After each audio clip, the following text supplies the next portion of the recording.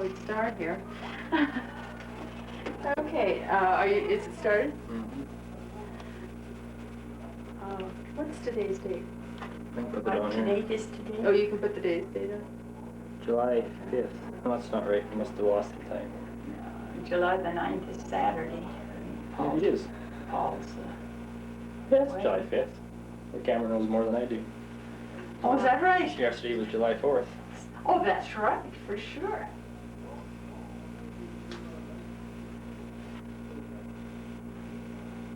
Okay, we're started. Mm-hmm. We're recording the history of Christina Kramer Weber on July 5th, 1994. And, well, we're just going to ask you some questions, and you can tell us some things about yourself. What was your mother's name?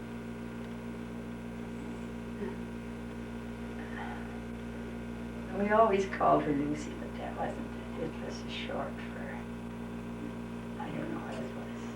It was a German name, so we just called her Lucy. Lucy, and her last name was Sentgraf. Sentgraf. Yeah, and what did you call her as children? Mom. Mom? Yeah, just always Mom. Yeah. And what do you remember about your mom?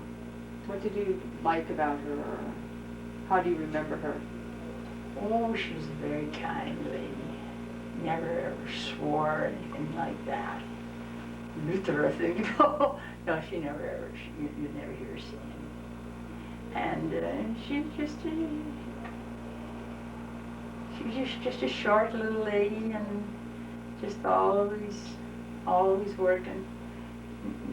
Not too much social life, you know, like it was mostly visiting with the neighbors, and then they'd play cards at night for pastime.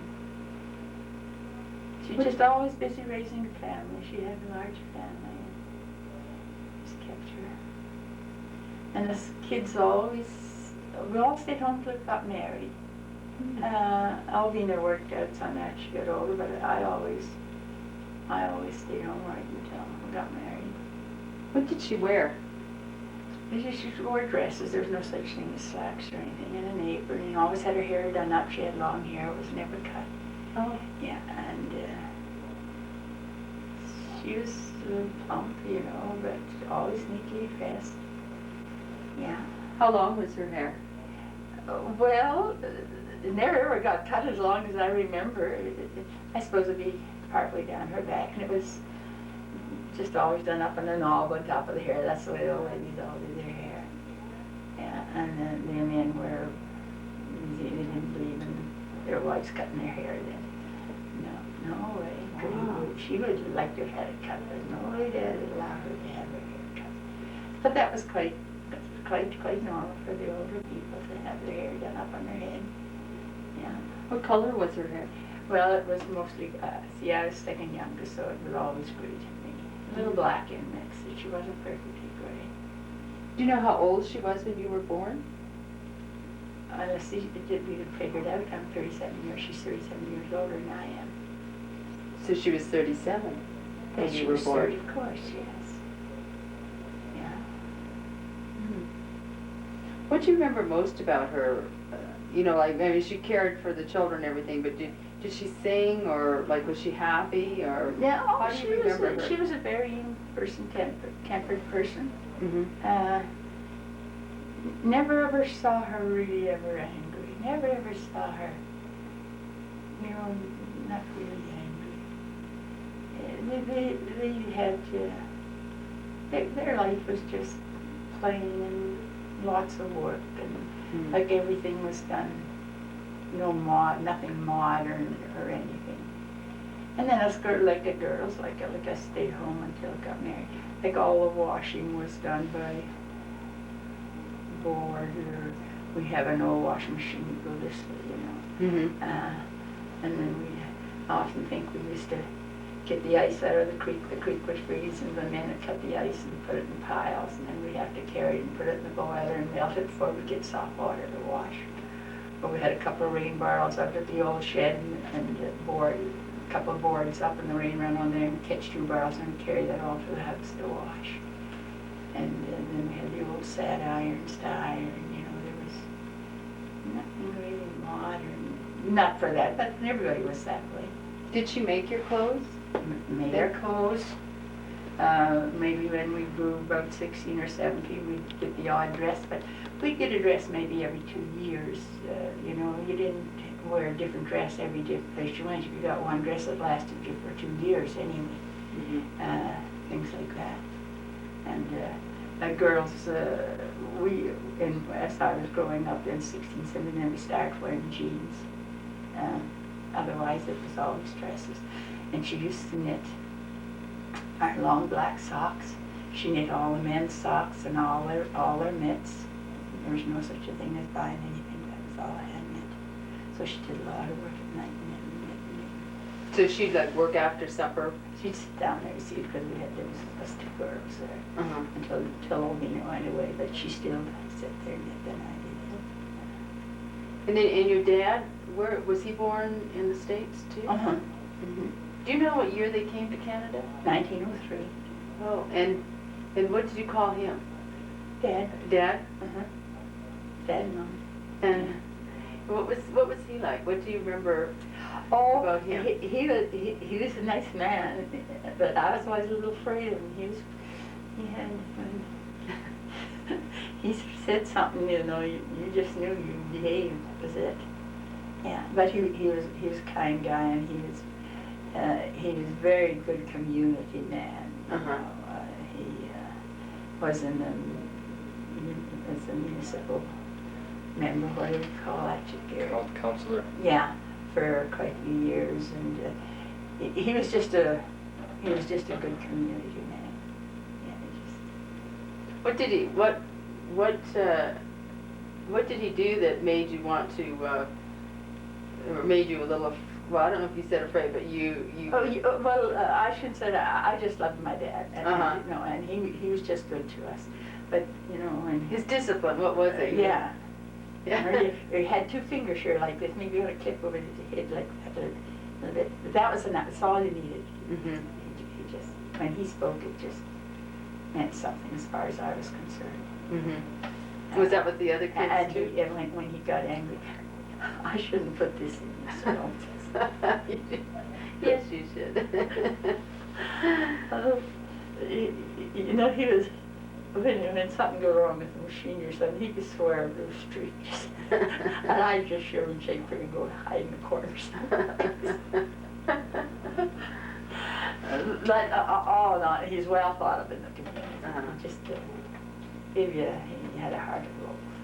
Just as put it that way. And what do you remember, like, about him? Did he, like, did you milk cows with him, or like? And that was, I don't remember him milking cows. He might have. My mom used to milk cows. Then when we kids got bigger, then I always milked cows. Elvina and I milked cows. Them boys wouldn't milk any cows. But Elvina and I did. And then, you know, later on when Elvina was gone and I was home, and then you know, then we got married and we lived there for a year or 2, and then it got a little hard when we left home, and they had to go back and start milking, carrying that milk up the hill. It was very hard on them. When Dad was home though, then he got them to move he cleaned out the stall and moved the milking, the separator to the barn, and made it a lot easier. You know. Well, in looking back on your mom and dad, did you see them as having a relationship with one another, and you know what? Oh, yeah, I never ever hardly ever heard them. They maybe had 1 or 2 words, but I really never ever heard them quarrel or. Were they loving toward one another? Well, I didn't see the love part. It probably was there, but I mean, it wasn't open like it is today. Or respect? Would you say? Oh yeah, and they were just. It was just a good, happy home. I was just well satisfied with my home life. What were you can you remember, like, when you were young, like maybe around 12? Oh, I remember much earlier than that. Did you? I remember when my youngest brother was born, I was 5. Oh. I remember we Do you remember him being born then? Or oh yeah, I remember they sent us up to Clark Hunters to play, and when I come home he was laying on the washing machine. I can remember that quite well. And I can remember he was 6 months old, he died, he was sick from the day he was born. And he just went downhill and we carried him a pillow, and then in the end he got spinal meningitis and he died. I can remember all that. And I remember my sister too, she died. They died within 6 months of one another. She was 9. What was her name? Sadie. Her name was Sadie. And when she was 5 years old, she hurt her knee. And they carried her around for a year and a half. And doctors couldn't figure out what was wrong with her. And finally somebody told them that there was a sister at Walker that could cure anything that wasn't on the bone. So they phoned her. And she said, described it, and she says, on the bone, you take it to Rochester as fast as you can. And they did. And she had broken a piece of bone off her kneecap, and it had decayed in there. And then 5 days she walked. But she never really got, by this time, she was 5 when they started, this time she was 7. She lived 2 more years, and then one night we were walking home from school, and she says, I'm sick, I feel sick. She went to bed, 5 days she was dead. And she had inflammation of the lining of the heart, and they said it was from the poison from her knee. She carried it too long. So what was she buried? Did they have a service for her? Everything was in Forge, she did. So they had to take her to Democrat up to Forge and buried her there. And those 2 were buried there in Forge. Did you all go then as a family? I can't remember that. Not like you would have went. There was Democrat that hold so many people. What was but the I remember Democrat? they later Democrats a 2-seated buggy. Oh, I 2-seated and team, and they laid her out at home, like Mom laid her out. She had her first communion veil and everything. She was all ready to make her first communion, so they dressed her in that. And did you have prayers then? oh yes, the priest be there, yeah. And the doctor, he came out, and he probably lived there for the 5 days she was there. He says, you Christians have such great faith, you know. And he was kind of a drunk doctor, but he was a good doctor. And he practically stayed out there the 5 days she was sick and just. What was your, do you remember your mom and dad during that time, like how they handled that sadness, or? I can remember, I can still see Sadie laying there, and I can just see her, yeah. I remember I was only a little kid, and I think I'd like to die too and go to heaven where she was. I just. Did you feel that way? Yeah, I just felt that way. I was about 5, and I'd be about 7 when she died. And she was 9? She was 9, yeah. So you were probably close to her? Oh yeah, Then, we were all close, like Albina and I and her 3 relatives within 3 years, one a year and a half or something. But it was sad. We missed her. Well, when you were like, what would a day be like in your family, like when you can remember, like you got up and did you milk cows and then go to school, or you know, what would a day be like at that? Yeah, time? just we'd sometimes we drove in the buggy. In the winter we had To a school? cutter. And lots of times in summer we walked 2¼ miles. Had our old syrup pail for our lunch, and you could see them shining a mile away, like up the road. That sunshine on the tin pail, you know, you could see kids coming home from school. Yeah, a lot of kids walked. What did you do then when you got home from school? Do you remember? Well, I remember Mike and my job was in the winter time. We had an old blacksmith shop down there, and all our coal was stored in there, and it was our job to fill all the pails and the little barrels. We had to put them on the sleigh and haul them up the house so we'd have enough coal till the next night. That was the coal in the winter. We had a heater in the front room and the kitchen stove and long strings of stovepipe, you know, running from one stove to the other, all to the same chimney. So you had a stove in the kitchen, A cook stove in the kitchen and a heater in the front room. and then that's how you heated the That's entire how we house? heated the entire house, yeah. Now, what was the house like? Well, I kind of liked our old house. You know, we just had we had a fair-sized kitchen, and we had 1, 2, 3 bedrooms. And then when we were all at home when we were younger, we had to put a curtain across the one end of the dining room for a couple of beds until. And then Uncle John lived with us a lot too, you know. So back to you, so you had the kitchen and the dining room, or the dining room was part of the kitchen? No, the dining was a big room. Uh-huh. We had a couch in there and a dining room table and several chairs and an old sideboard and the kitchen heater and the heater in the front room. Mhm. Then in the kitchen, we had the kitchen stove and the kitchen table and the chairs, and then we had one cupboard, we called them kitchen cupboards then, Mhm. you know, and that's where we kept our dishes in.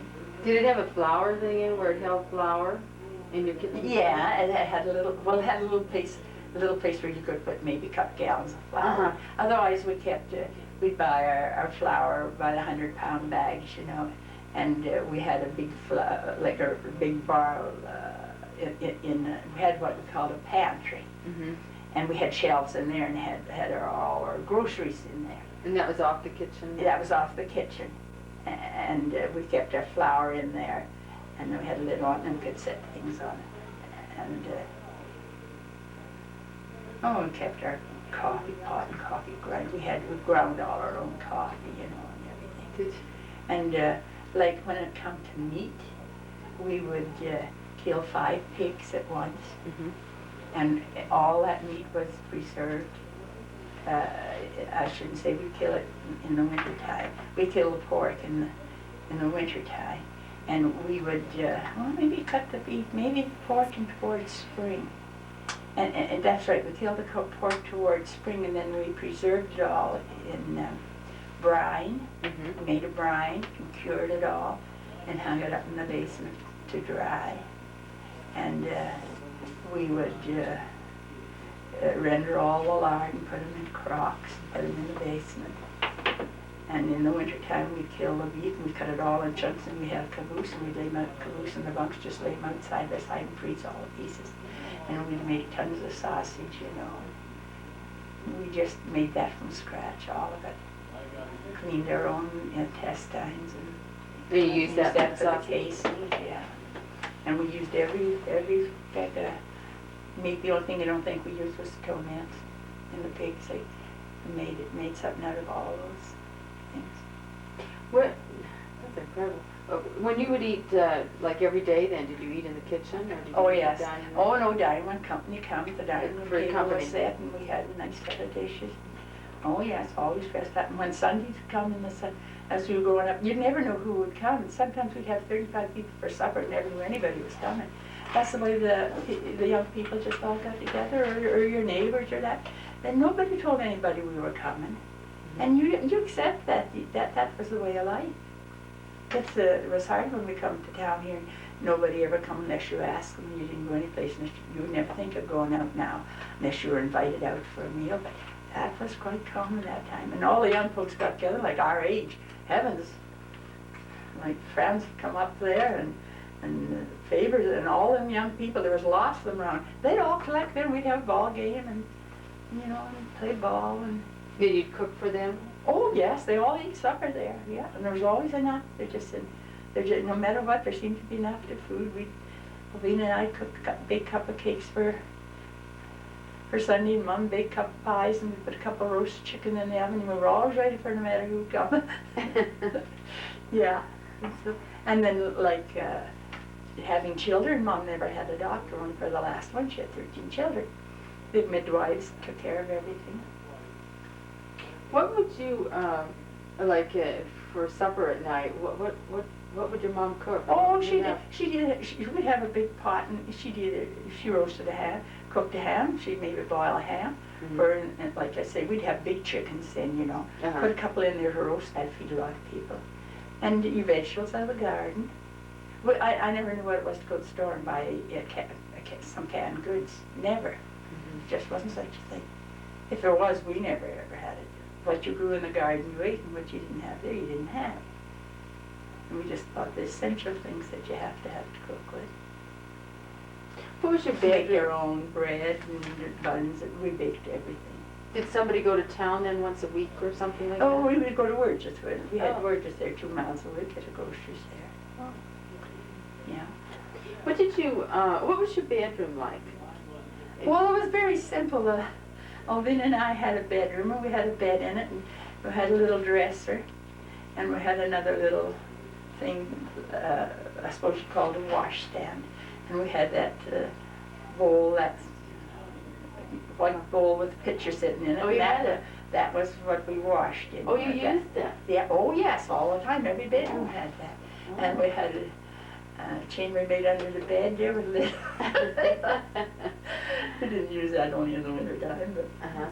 just, and then in the winter times you had to do something else. You went outside to the back house or down to the barn. I'd hate to do that today. I know. What did you have? Did you have a quilt on your bed? Oh yeah, we'd have like the walls, the houses weren't warm like they are today, and the boy, especially the boys' bedroom, in the morning the frost would be hanging on the walls, you know. Tell you they were in a hurry and got out of there to run to the kitchen stove to dress. And the men would go to the mountains in the winter and cut wood. They had a cabin up there where different farmers would meet, and they'd stay up there maybe for a week or two, take their grub, and they'd cut all their wood. And then towards spring they'd start hauling it home load by load. And that's a long ways. That would be Virtue 13, 14 miles. And then in the spring they'd get what you call a bee together, and they'd all get together and saw the wood. And then like our own family, we'd all split the wood and we piled it in piles. And we left it dry for one whole year. It didn't burn too good in the spring. So we let it dry for a year, and then we burn it. Yeah, and then we'd burn coal in the stove too, like Mom would always fill the kitchen stove at night with coal, and just it was just kind of small enough to keep the heat on. So the fire in the kitchen stove never went out. And our stoves had a reservoir on the side that you filled with ice, and that melted, and then we always had hot water in there to wash your face. Then we had a sink in the house too, in the kitchen with a pump on it, and we had a cistern in the bottom where we pumped the water up into it. And then we hauled all our water from the spring, take down 2 barrels on the stone boat and fill them full of water. In the wintertime we'd fill them and then let them sit outside and freeze thaw and roll them into the house. And cut a hole in the middle, and that outside ice never melted. And we just dip our water from the middle there. It never melt completely, I mean. Did your mom or dad ever have any relatives come to visit, or were they sort of on their own? Over the first years, no, but as we grew up, when we got 16, 17 years, some of our relatives started coming up, the Wickards. That was Dad's sister and her husband, and Uncle Louie and Uncle Nick. They start wandering in there, and then,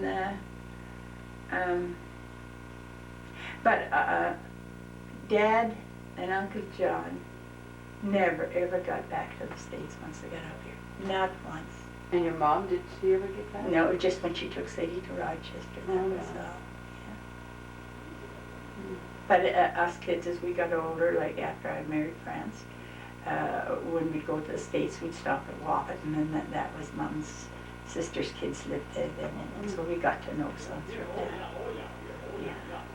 What, when you were like a little girl, did you play games? Like, what did you go down to the creek, or? Oh, we lived at the creek. I don't know how come she was afraid we'd drown. The creek was pretty good size, and we had a real swimming hole just below the creek.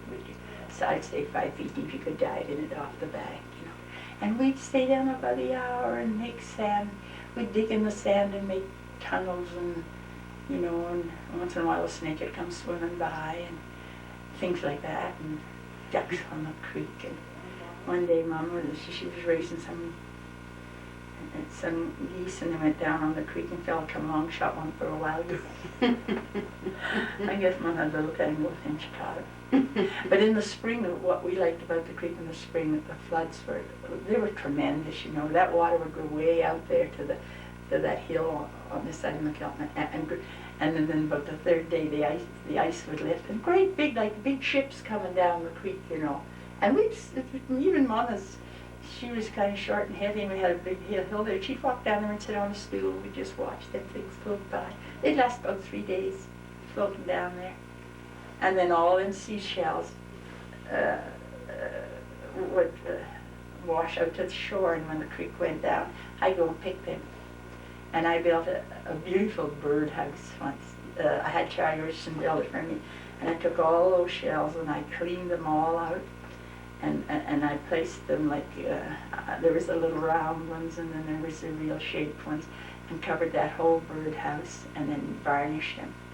And after we were married and our first baby was born, the doctor came out there, and he was a scout leader, you know, and he just couldn't get over that birdhouse. He, you know, went around with me, Dad sitting there in the front. And, you know, just, so there, you found things to do, you know. We didn't go any place much. We'd go to the fairs. Like Carlisle would have two every year, and Arcola had one. And we'd go to something like that. How would you go in the Bennett? Well, I guess we probably had we bought a Ford car, a Chevy car after a while. I suppose I'd be about, I can remember seeing my first car. I can remember seeing my first airplane. I say I'd be probably 18, 16 maybe when we bought the car. So were you that old when you went to the fairs, or did you go when you were like 10 or 12? Oh yeah, as long as I remember, you know. Dad must have run it. And we had a real episode one time. See, by the time Dad bought the car, Dad's getting to be, you know, fair age man. And never really got to run a car very good, you know. And we were going to the lake in July the 1st. You know that big long hill that goes down? And you mean the Kirk Hill? No, at the lake there the where lake. you drive down into the park. There's a big long hill there. And Dad says to the boys, "Yes, the brakes all right in the car?" "No, yes, the brakes are all right in the car." We went down that hill and he went to put the brakes on. There was no brakes. And I tell you, that was the most frightening road to ride down that hill. We were going fast and faster. People were jumping down the road. He couldn't stop, you know. And he made the turn down there by the lake where we finally got stopped. Well, that man was sick all afternoon. He was just sick.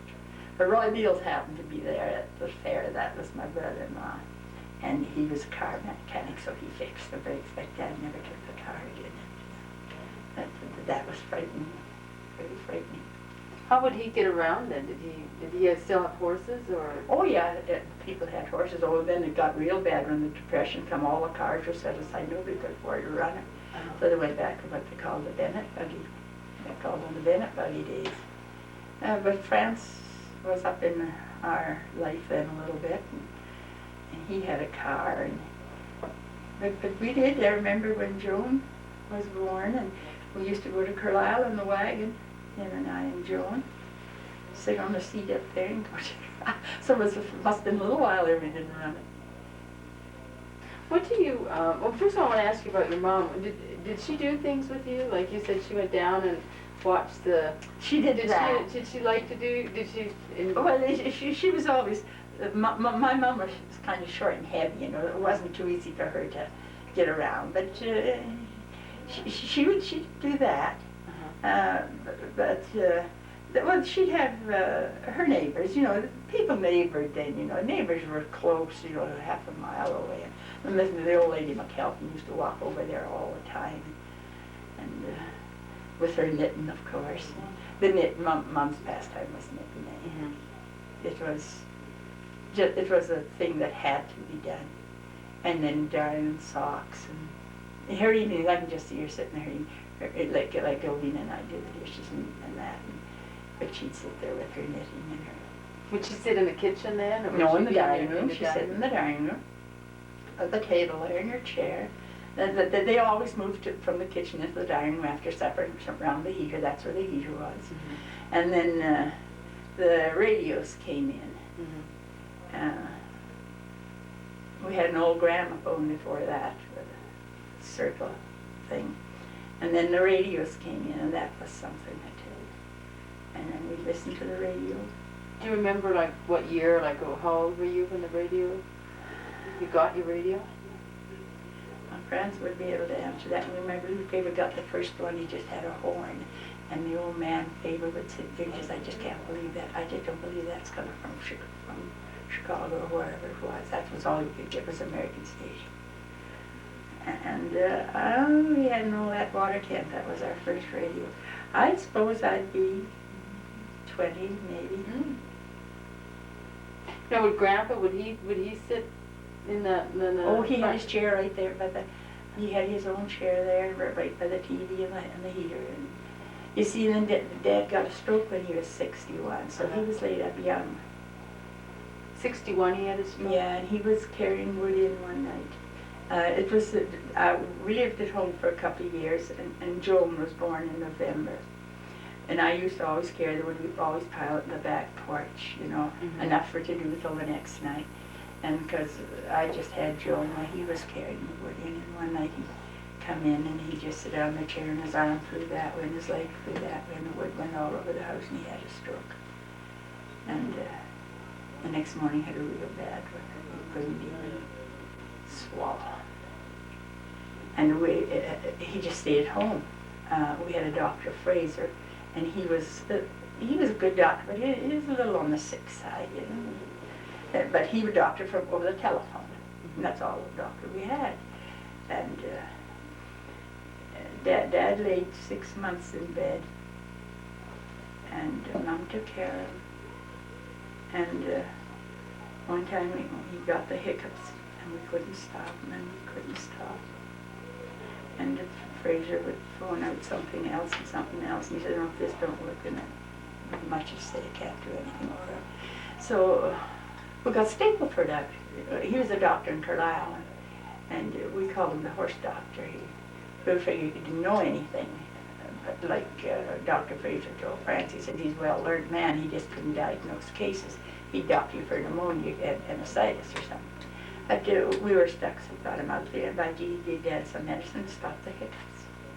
But anyway, he laid in bed for 6 months. And then we finally got so we could get him up and got him in a chair, and he got a relapse, and then he was some more. But eventually he came in, he lived 7 years. And he could, you know, he wasn't a completely helpless, like he could walk and catch that, and then catch that, and catch that until he could get to the chair, you know, he could just, he was a big heavy man, he fell a couple of times. And then, see his eyes, the stroke hurt his eyesight, and that he always loved to read, and he couldn't read. We didn't have, there's no television then yet, you see, but he could listen to the radio. What did he do when you were, like before you had radio, when you were, like after dinner or after supper, you were sitting in the room? All the boys played fiddle. They learned to Oh. play the fiddle, and everybody learned to play the fiddle. I don't know where the music came from, but everybody could play something. Our dances, there was always somebody that could play the fiddle. Mm. Accordion, mug organ. And the men played, the neighbors come in and they played a lot of cards. Mm-hmm. They played a lot of cards. And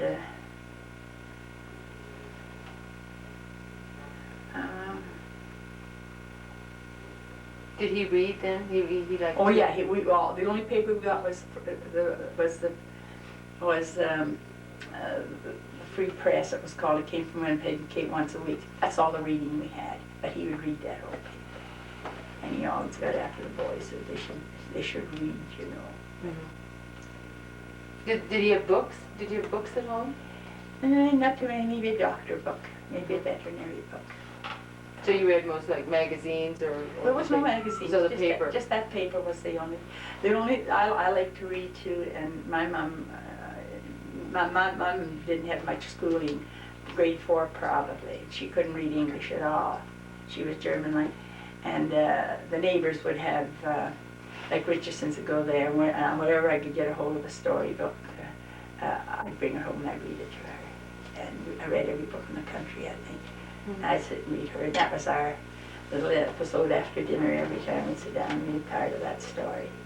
And did the whole family would listen? No, just Mom and I. Oh, you and your mom? Uh-huh. And she's she's a very religious woman. And, I was saying something to Father Kluget one day, just how religious the families were then in their homes, you know, because we only had Mass once a month maybe, and priests come to our house. stay there for over the weekend. We learned more catechism than anybody. And then they'd have mass at Ruttons, that'd be 6 miles away, and they'd have mass at New Favors, and that's our church.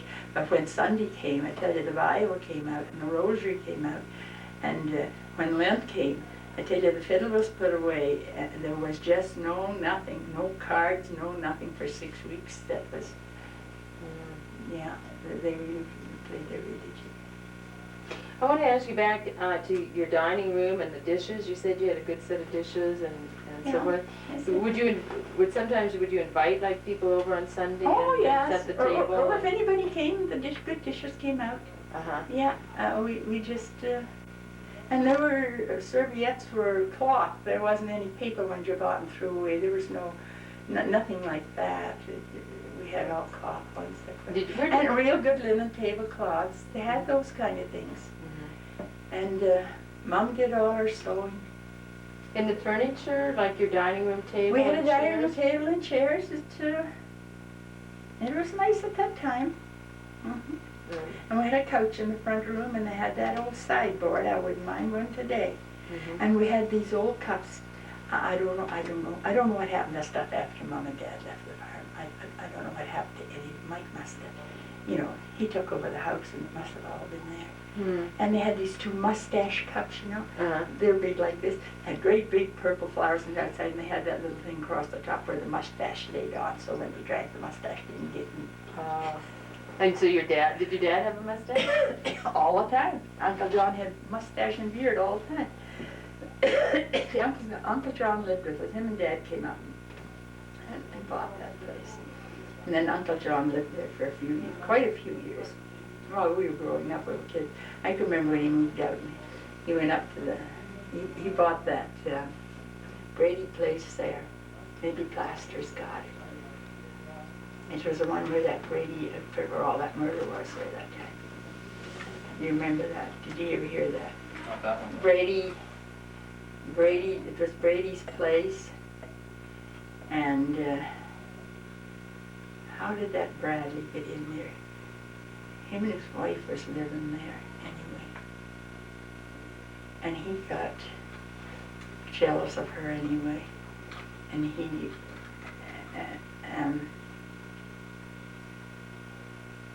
what was that man's name? He was, might not get that story straight. Anyway, Bradley was going to shoot the guy he thought was running with his wife, which I don't know if that was ever true or not. But anyway,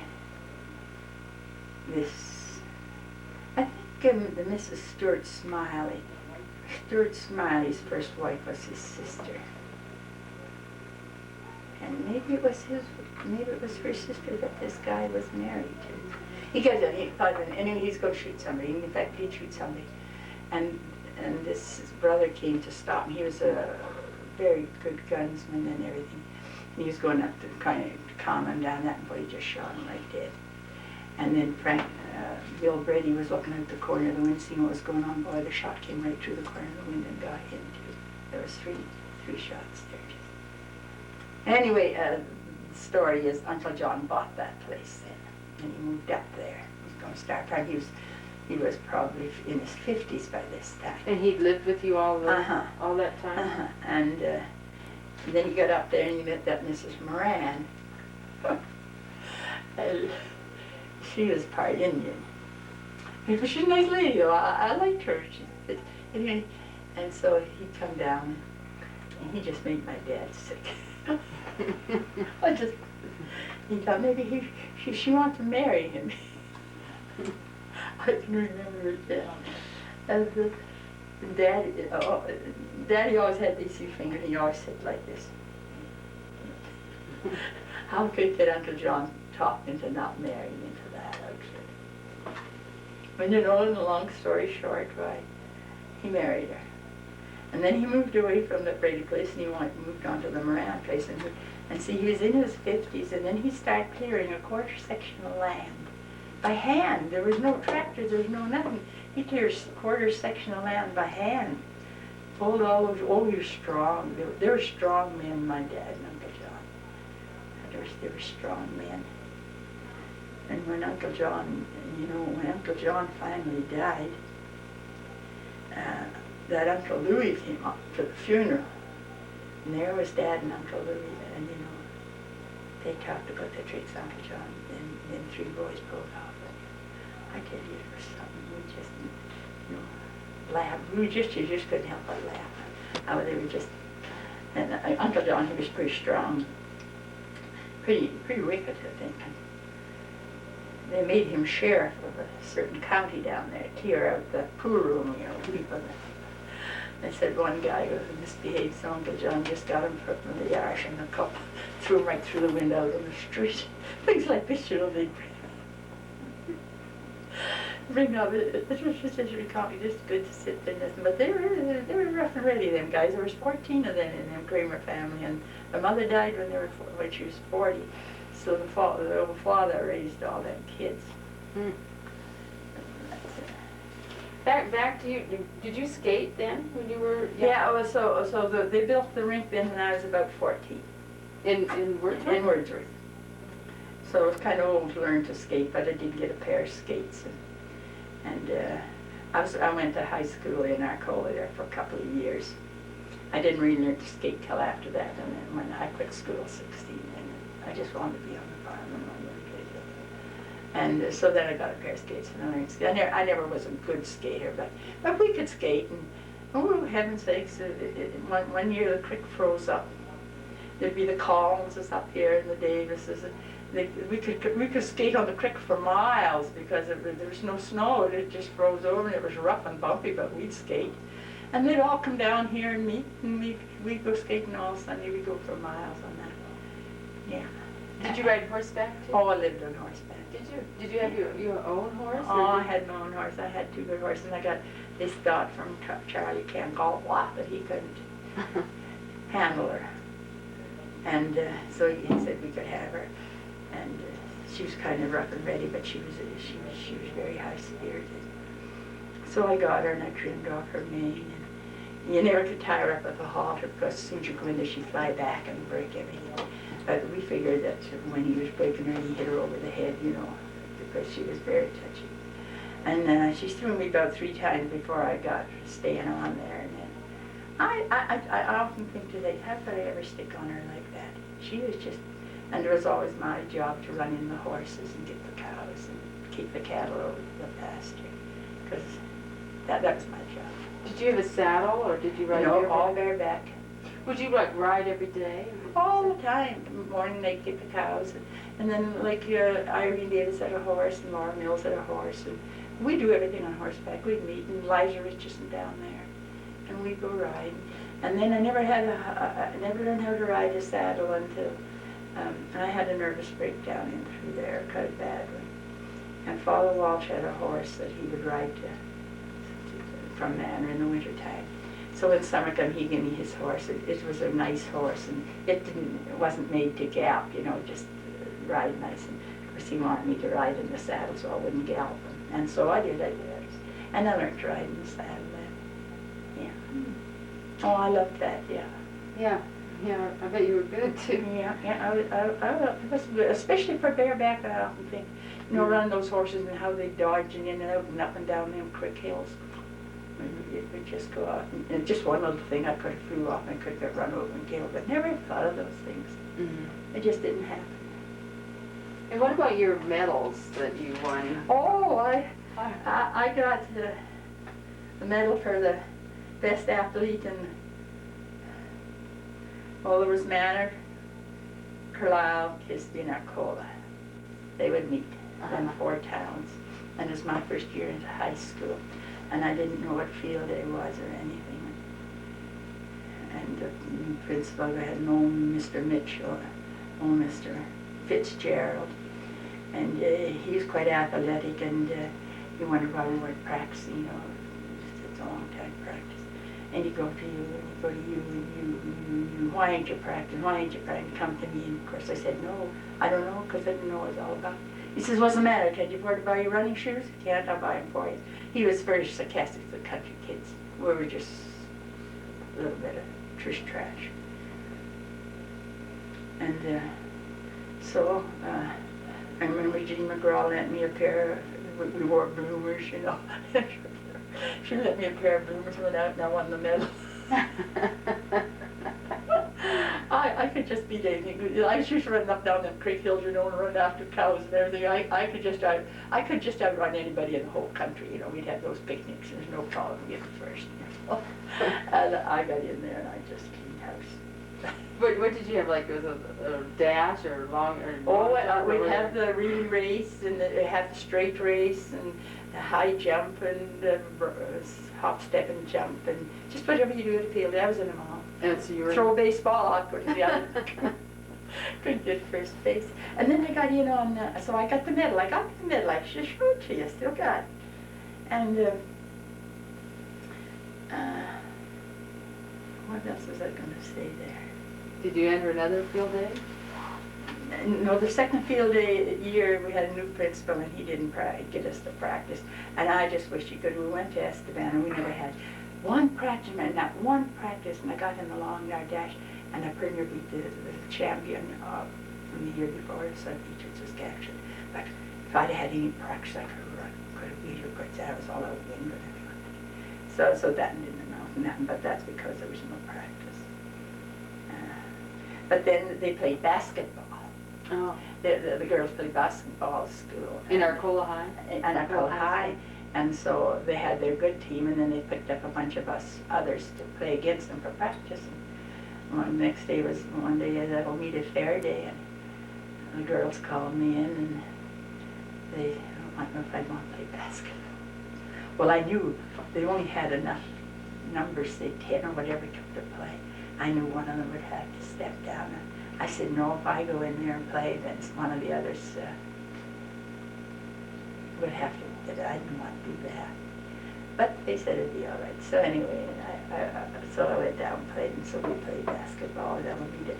And when I was sitting there playing, somebody comes, we were sitting there on the bench, somebody comes behind, puts their arms around me and says, "Hast du jetzt Geld?" That was Ben. He says, "You got some money." we didn't have it. So he sent me $2. Oh, he said, do you have, he Yeah, wanted he to said, give you "Hast some du money. Geld?" That means, do you have any money? He didn't say it in English, he said it in German, "Hast du jetzt Geld?"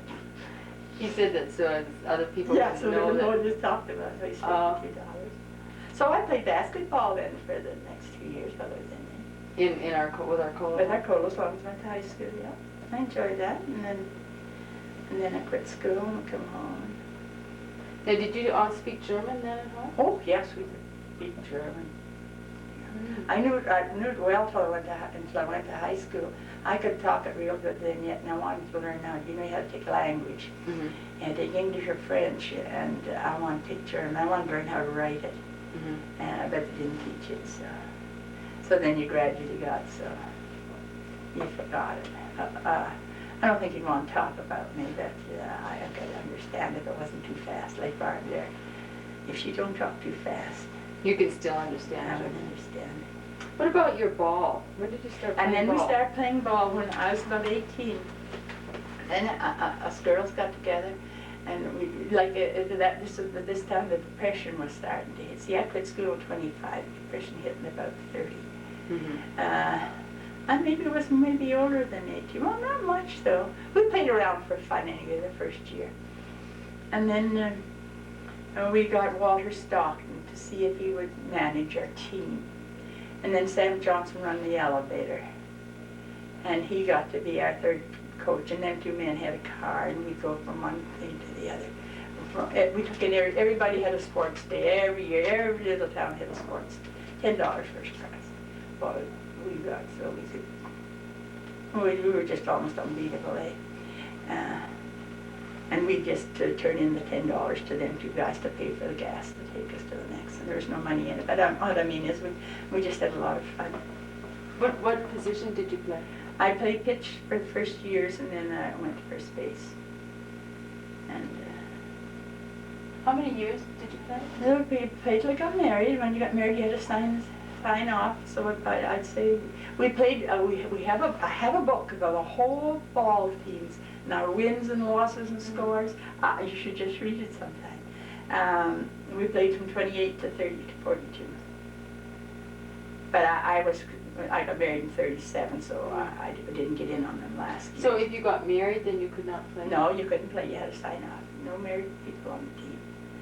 And bit by bit, one dropped off here and one dropped off there. But most of us, like Peggy and Betty and I and Ethel, well, Ethel got off pretty early too. She and her Betty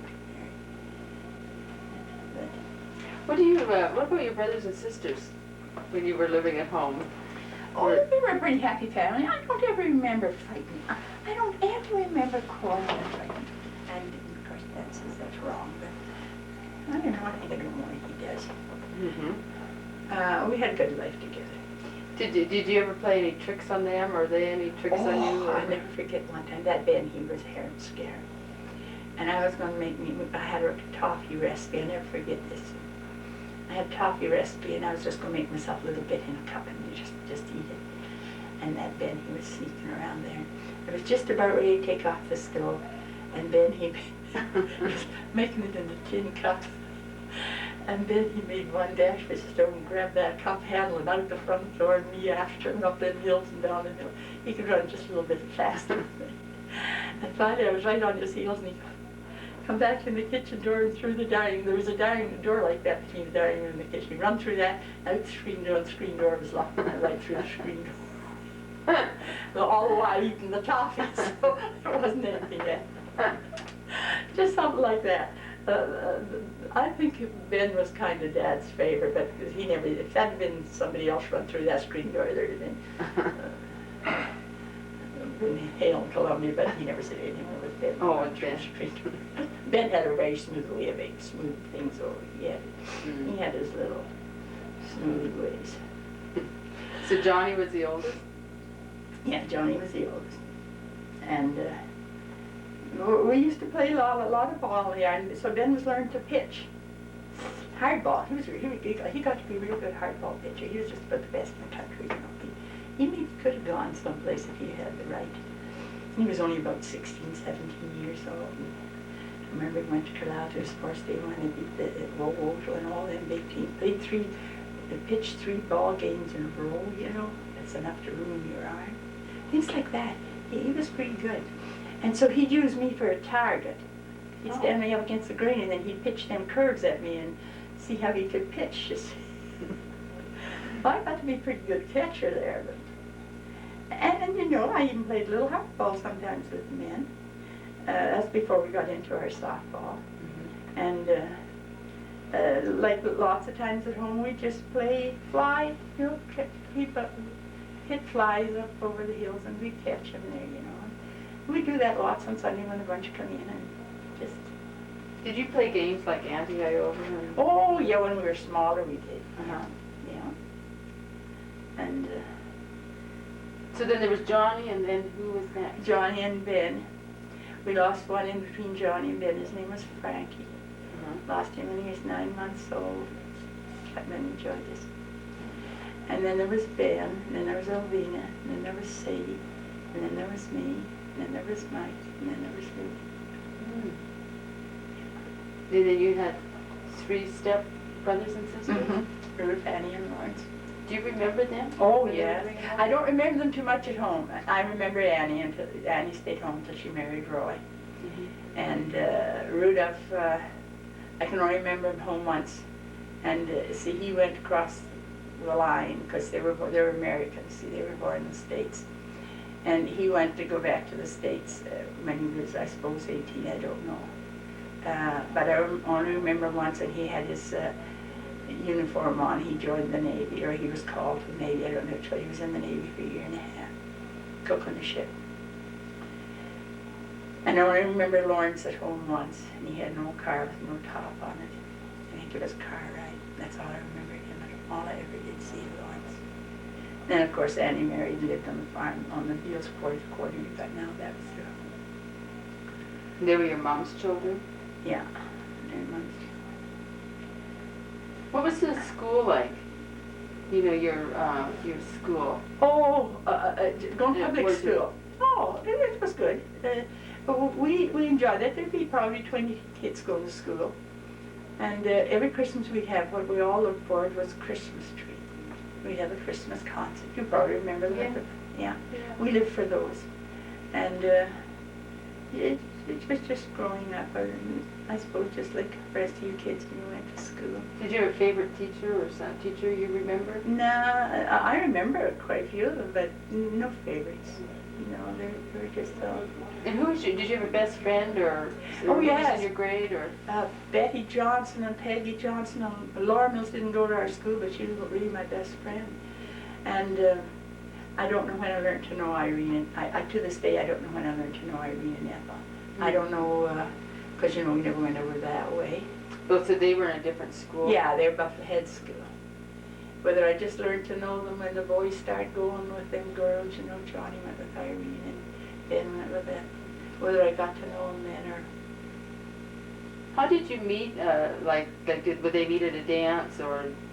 Oh, most Or people did you met just at know dance. one another, Well, or- you know, Wurges was the center. Every Saturday night, everybody flocked to Wurges. Still Oh. hometown, Wurges, everybody met there. And everybody played ball. And with the Dirty 30s, everybody played ball. Whether you could play or not, you played. All the men had all different teams, and of course we had our good girl team. And everybody gathered, and it was just like, everybody just went there. And Just- were there more stores there? Or No, just the one store. One store? Yeah, and the men, they just gossiped the week's work, you know, and it was just natural for everybody to go to work Saturday night. And we'd go 2-3 times a week to practice ball, you see. And you'd go to Wordsworth? Oh, always to work. Would you ride your horse Yeah, then? mostly walked. Or walk? Yeah, Bean and I walked. And then do you remember your first movie or did you go to movies? I only remember that one I went. No, didn't go to movies. We didn't have any money to go to movies. But I remember when I used to go out there and stay with Annie and Roy for my summer holidays. But she was, between you and me, the fence, she was a pretty poor housekeeper. And the weeds got this high in her garden. So she said, I'll give you 50 cents if you pull the weeds out of my garden. Well, I tell you, I pulled for a whole, I don't know how many days, and I got them half out. I got 50 cents and so. We were Orangeman Day come to Carlisle. There was such a thing as an Orangeman Day. So she gave me a quarter. That was all right for them days. And I bought it was just something like a sucker, but it was shaped, it looked like toffee. And we had this old car with no top on it. And that old Beals Road was pretty rough, and there's a couple of mud holes in it going north there, you know. And Roy, he was no farmer. He was just an old farmer. No farmer? No farmer. Uh-huh. And his horses would be running wild in the pasture, not goodness knows ever how he caught them. And anyway, we went through one of them mud holes and got stuck. So he had these nice orange shoes. He wanted to walk through that mud and go out and catch that team and come onto that car to pull them out of the mud hole. And we got out and we went to Orangeman's Day, and I spent this quarter and bought this nice sucker, and I thought, I'll just keep that and I'll eat that when I go home. Coming back through the mud hole, he went pretty fast so you can get stuck. This back seat flew up and I flew up and my sucker disappeared, and I never did find it. Richard, you might find it out there someday. Just how some silly little things just stick in your mind like Half your money. and is gone. how I just it went so hard to get that sucker and then didn't get it. Well, you went to town school. Where did you stay in town? I stayed with Mrs. Davies. I had a room in her house. That's people where Jerry's farm. She had her and her husband lived together. They didn't talk, but they lived together. And she had these 3 children. Ross was my age. Maybe a year younger than Alice. But I had a little room about like this, no more bigger than this, and I had a bed in there and a little hot burner, you know. And I'd bring my food in the weekend, in the beginning of the week, and I'd cook in there, and once in a while. Miss Davis was awfully good to me. Maybe if she had some pie, she'd give me a piece or so. I remember I used to buy quarters worth of wieners, and I'd do them all week. And you know, that's what it. And then I'd go home weekends for the weekend.